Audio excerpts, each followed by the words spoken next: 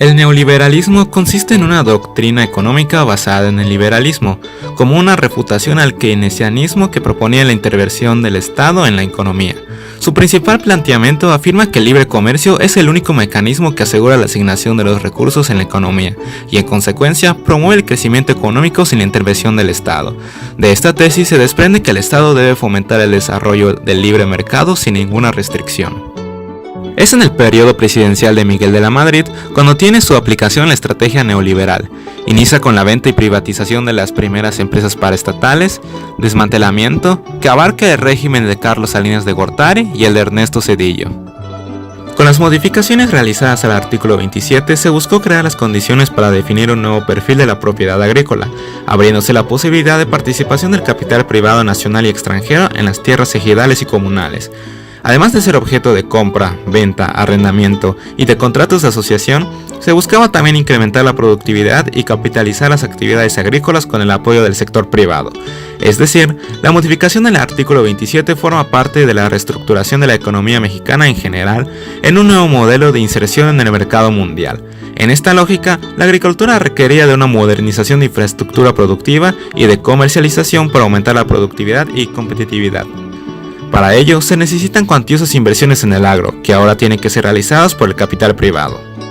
El neoliberalismo continúa con la suscripción del Tratado de Libre Comercio de América del Norte entre México, Estados Unidos y Canadá, en enero de 1994, representando con ello su entrada a la economía global al conformar la mayor área comercial de Norteamérica, anunciado como el instrumento conducente al crecimiento económico y social que el país necesitaba. A pesar de esto, la política neoliberal en México, aplicada desde 1982, no ha logrado los objetivos de desarrollo planteados, pues existe una crisis recurrente en la economía nacional, el crecimiento sostenido no ha podido lograrse y existe el padecimiento de inflaciones constantes, desempleo, inseguridad, pobreza, etc., demostrando con ello su incapacidad para generar el bienestar que tanto se pregonaba. Las medidas del modelo neoliberal son la reducción del gasto público e incremento de los precios de bienes y servicios, la estimulación a la inversión privada y modernización de la infraestructura, la venta de empresas paraestatales o de propiedad de gobierno, es decir, se fomentó la privatización, y por último el ingreso al Acuerdo General sobre Aranceles y Comercio, el cual establecía reglas para orientar el crecimiento de la economía mundial. Miguel de la Madrid llevó a cabo diversas acciones para poner frente a la crisis, tales como establecer los pactos de crecimiento económico con los cuales el gobierno subsidió parte de los precios de los productos básicos y los productores. También promulgó la Ley Federal de Responsabilidades de los Servicios Públicos con el propósito de definir las obligaciones de los funcionarios. Y por último, llevó a cabo el encarcelamiento de diversos funcionarios acusados de corrupción, como Jorge Díaz y Arturo Durazno.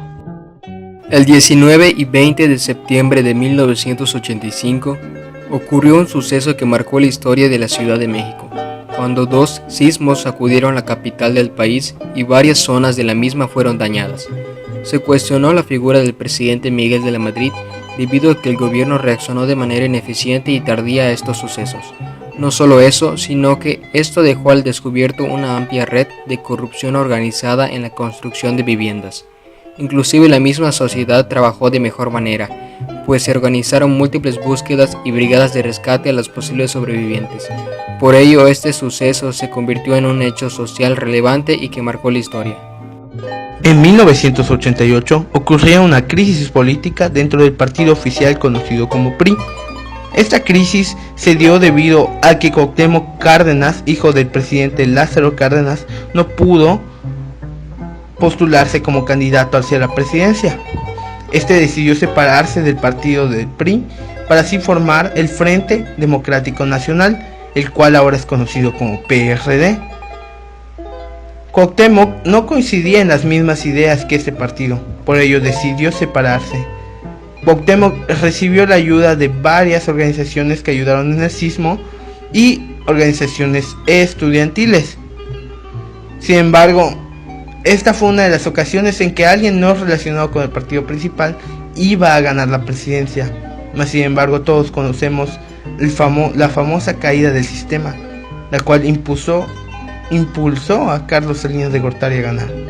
Otro acontecimiento delicado fue el asesinato del agente de la Agencia Antinarcóticos de Estados Unidos, Enrique Camarena Salazar, en 1985.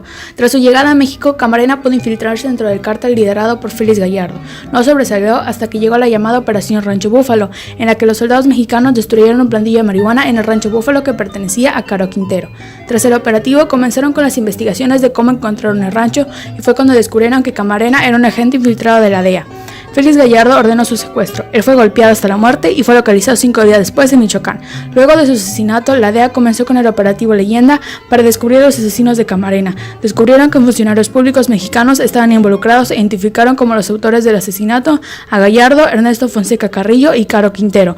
Ante esto, los estadounidenses señalaron que esto era un reflejo de la corrupción gubernamental en México.